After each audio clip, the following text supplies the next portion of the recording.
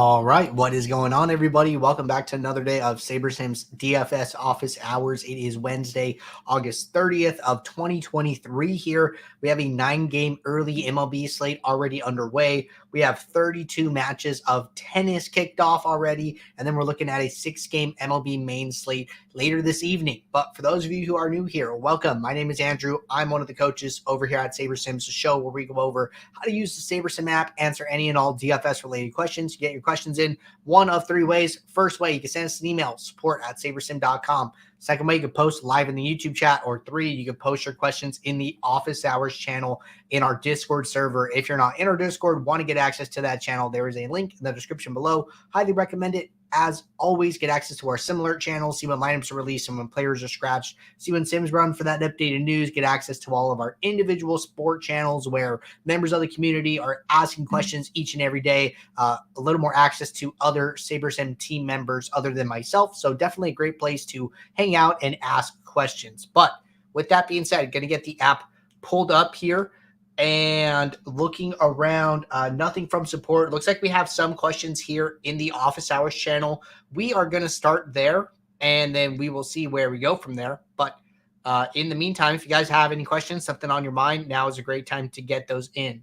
But first question here from the piano teacher.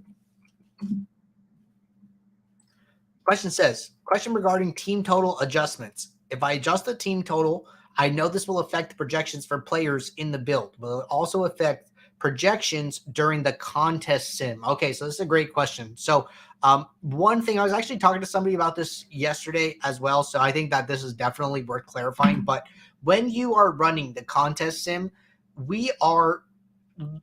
if you have custom projections, if you have adjusted projections, whatever you have done, we are accounting for that, and we are basically using the projections that are in the my projection column. So when you go into your settings and you're setting up your contest sim, we are using simulation. We are running the simulations, right? But what are we running the simulations with? We're running it with our sim database, but we're also taking into account the changes you have made. So, to answer the question, yes, we will account for any projection adjustments in the contest sim. Somebody was asking me a question about contest flashback yesterday, which is in the contest tab.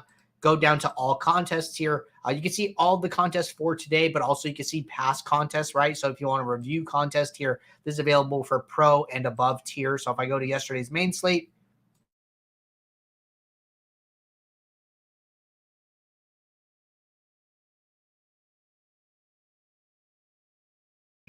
sorry, just had to sneeze really quickly. So if you go to yesterday's main slate here, we go back to the contest tab, and then we go to all contests. We're going to be able to see this little view icon, and then we can click into any one of these contests and then see how the users did here, right? So if I go over to users, you're going to see the sim ROI option. So one thing here that I did want to talk about is with this sim ROI, this is specific. We are using our raw simulation projections here. So somebody was like, hey, I am aggregating projections, and then I am entering positive ROI lineups based on my contest sim. But when I go to contest flashback, I'm usually negative in the sim ROI. And that's what the question was related to. And one of the reasons that would be if you are using projections that are vastly different from our internal projections. So just so you guys know, in contest flashback, these the projections that are used are our raw projections. So definitely think that was worth clarifying there. But good question to get us kicked off. Next question here from J. Sams Jr. Question says, when it comes to pitchers, when the sims update throughout the day, do the pitchers' Ks go up or down? So I think that, no hard and fast answer here. I guess it depends. If Shohei Ohtani is not in the lineup, it's very possible that whoever is facing him, their Ks get a little boost. So, no wrong or right answer. Projections are going to adjust based on news, based on lineups coming out, etc. here. So could go either way. All right, question from Roderick. Question says, if I had a question regarding choosing lineups for single entry. When looking at the stats on the different lineups, should I choose a lineup where projected score is high, but the ownership percentage is low? Typically on these, the rank is pretty low as well. So I have this great video for you guys here, talking about single entry strategy specifically here. So on the YouTube channel, if you go to playlists, you go to Coach's Corner here, I did a video talking through MLB single entry strategy here, how to build single entry lineups with SaberSim. I think that, within a single entry strategy, like trying to pick one lineup out of a set, you kind of get to a point where like, hey, I'm comfortable playing, all three of these lineups, all five of these lineups. They're all very similar. How do I pick one? And sometimes like there's not a right lineup to pick. They're all like very, very similar. So I did talk about that a little bit in this video, like getting down into the nitty gritty and like kind of weeding it out, trying to find that one lineup that you want to take with you into your contest. So check out this video on the YouTube channel, how to build single entry lineups with SaberSim. Should give you some ideas. All right, gonna get SaberSim pulled back up here. And going to talk about this question from Baseballers here. So question is around tennis ownership. Question says, if ownership and leverage are off, if ownership and leverage are off, ownership is important to DFS. Won't the Sims be very off if your ownership projections are extremely off? For instance, the main tennis slate yesterday, your ownerships were honestly not even remotely close, and then just gave us some examples here. So a couple things on this, right? So let's go back to tennis for yesterday's slate, the 29th. Going to go over to tennis. We had a big 33 match slate here. And if I click on this, should go. All right, here we go. All right, so we're back to yesterday's slate. So one of the main things here was that we had Medvedev projected for 65% ownership, and they came in at around 39% here. I do just want to kind of talk about our ownership model. So the way that we project ownership is we run simulations and lineups, and then so we use the simulations to generate lineups, which ultimately we use the exposures from that build as the ownership projections. If you want to see what that build looks like, you can now do that by going to the contest tab, going to ownership contest, and then this is going to be our ownership build. So if I click view and then I close this contest tab, I can see the lineups, and then I can see all the exposures. These are the ownership projections here. And then this is where the ownership projections come from, right? So if I go back to my build, I'm going to see that, I have these same exposures here. One thing on this, right? So what we are doing is the way we're generating it, it's like, hey, given the projections and the salaries, we think that this is the appropriate amount of ownership for all of these players, right? These are like closer to what we think a efficient field would do or a rational field would do.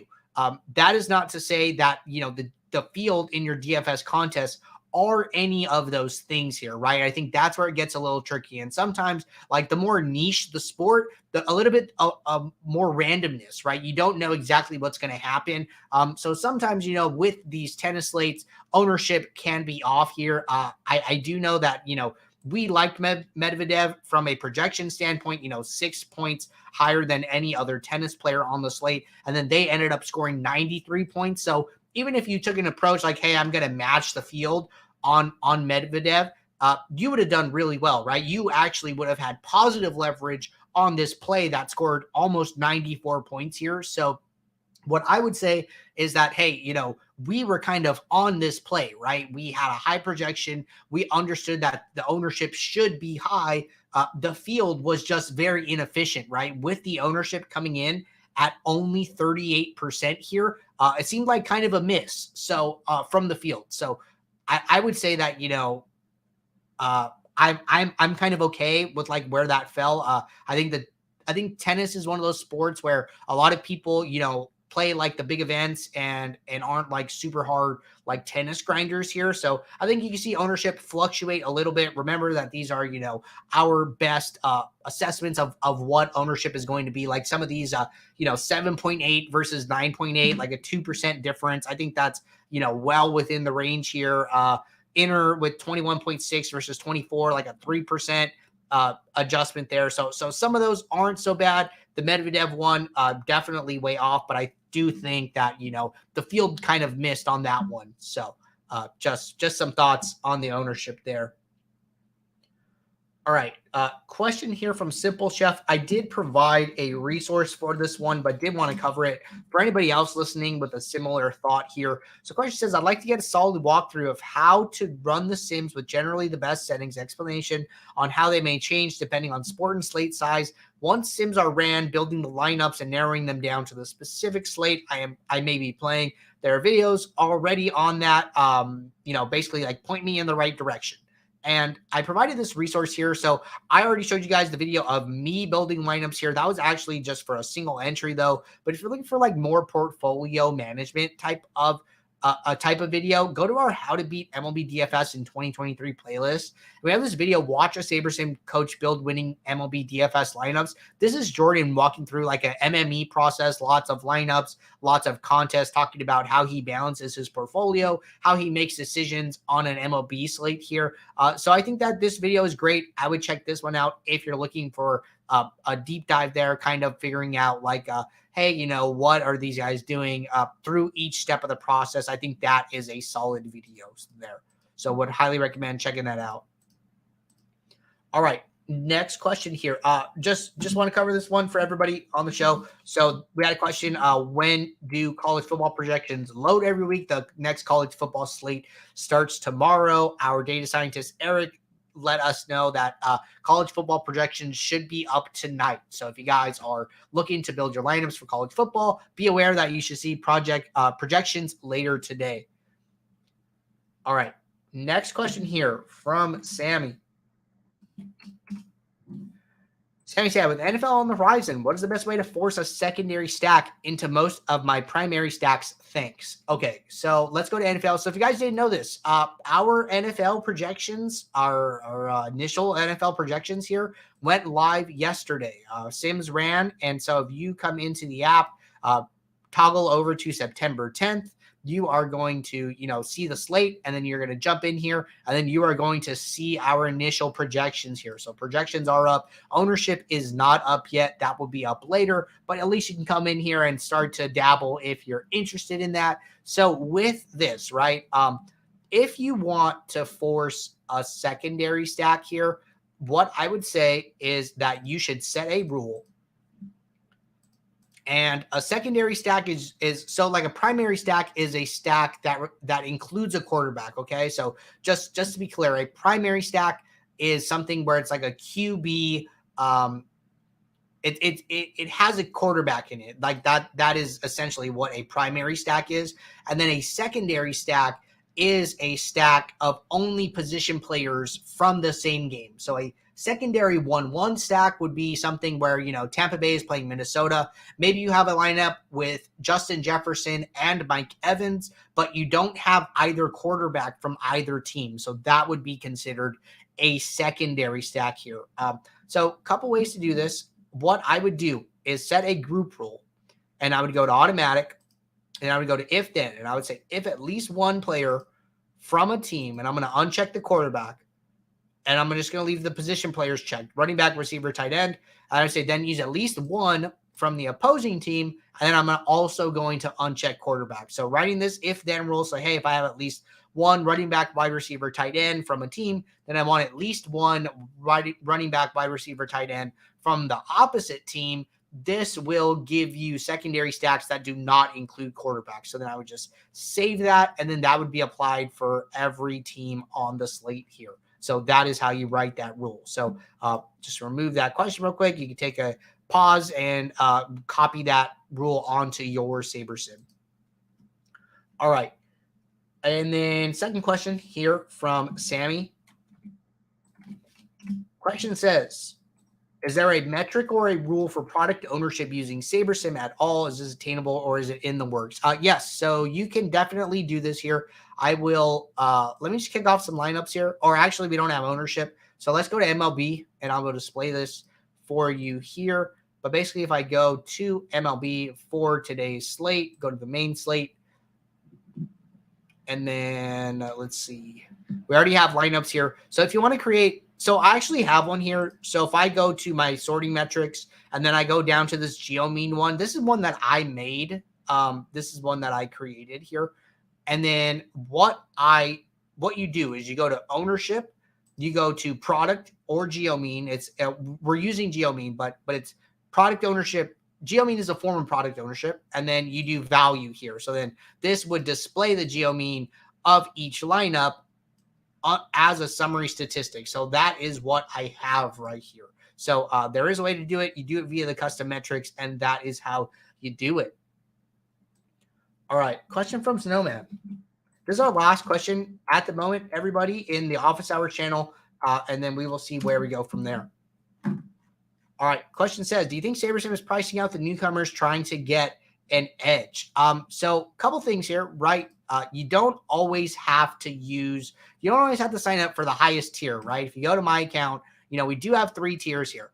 I would say that if I were a new player to DFS, I would almost think that the ultimate plan can be a little overwhelming, right? You're trying to get your feet wet. You're trying to learn. You're probably trying to consume a lot of content here. I've told people this in the past, like, hey, if you are new, you might want to start with our base plan, go to office hours, consume our content, learn how to run a build, and then add in all of these new tools, right? Like, lineup flashback is awesome. Contest sims are awesome, but they are what I would call nice to have and not like a need, right? Like you need the optimizer to build the lineups. You need the projections, right? You get all of that on the standard plan. The lineup flashback, like you don't need to go into every contest and see how you did, see how other people did. You can definitely get edge right from there. You can learn things from that, right?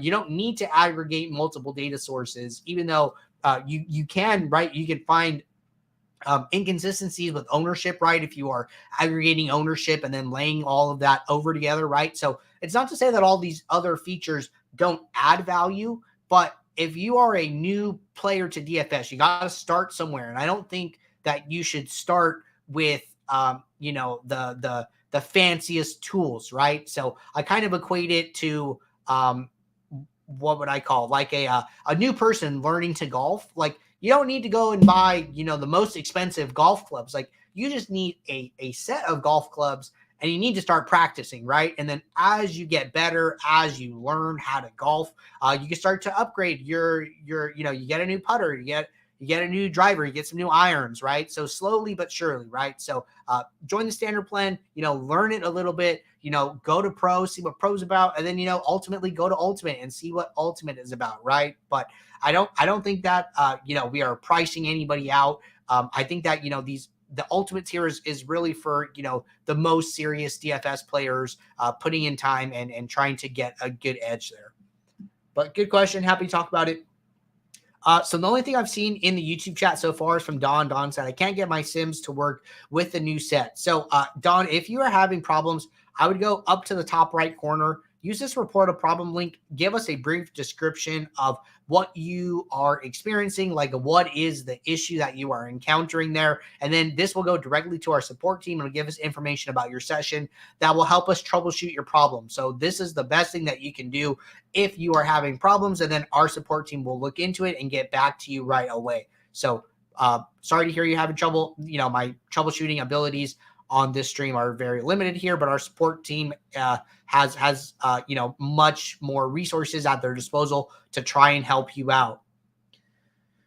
But with that being said, we are all caught up. Appreciate everybody tuning in here. We do this show Monday through Friday, 2 p.m. Eastern. Tomorrow is my last show of the week. You guys are going to have Jordan for Friday's show. Jordan is going to be filling in for me on Friday here. So look forward to the show with Jordan. But if you guys are building lineups throughout the day, question pops in your head, drop it in the office hours channel, drop it in the upcoming stream link on YouTube, or send us an email, support@sabersim.com. Having a good queue of questions to get the show started always helps us out as people continue to tune in and ask more questions. But until tomorrow, take care. Good luck in your contest. I will see you all. Thanks. Bye.